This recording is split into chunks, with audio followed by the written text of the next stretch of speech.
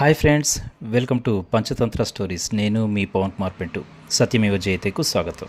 ఒకేసారి చుట్టూరా సమస్యలు ఎన్ని ఉన్నా అటు ఉగ్రవాదులను నిర్మూలిస్తూనే ఇటు సర్ పేరిట అక్రమ ఓటర్లను తీసివేస్తూనే భారత్ ఓ గొప్ప ఘనతను సాధించేసింది.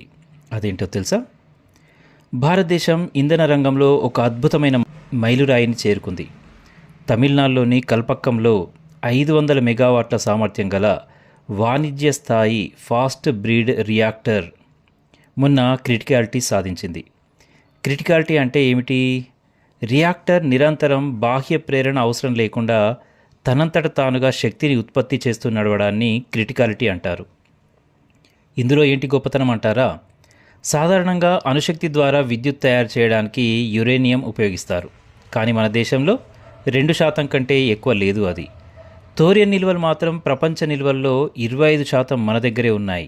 కానీ థోరియన్ నిల్వలతో నేరుగా విద్యుత్ను ఉత్పత్తి చేయలేం. దీనికి 3 స్టేజీలు దాటాలి.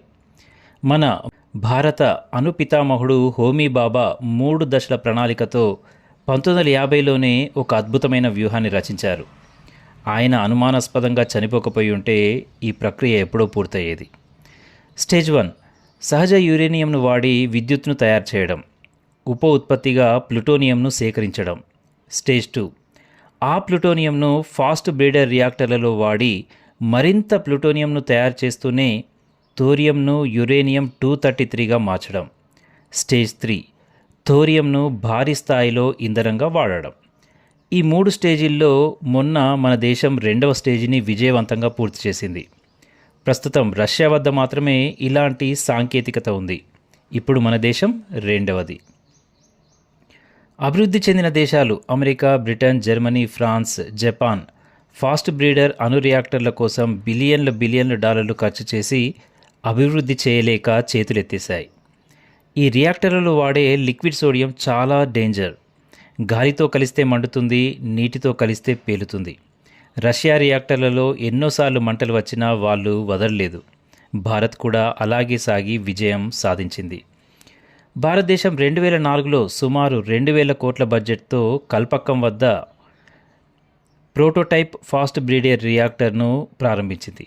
22 ఏళ్ల నిరీక్షణ, డజన్కు పైగా గడువుల పొడిగింపు, సుమారు 7,000 కోట్ల ఖర్చు తర్వాత ఈ రియాక్టర్ ఇప్పుడు పనిచేయడం ప్రారంభించింది. మన దేశంలో ఉన్న థోరియం నిల్వలతో మనకు దాదాపు 1000 సంవత్సరాల విద్యుత్ అవసరాలను తీర్చగలదు. ఇది సెప్టెంబర్ నుంచి పని ప్రారంభిస్తుంది.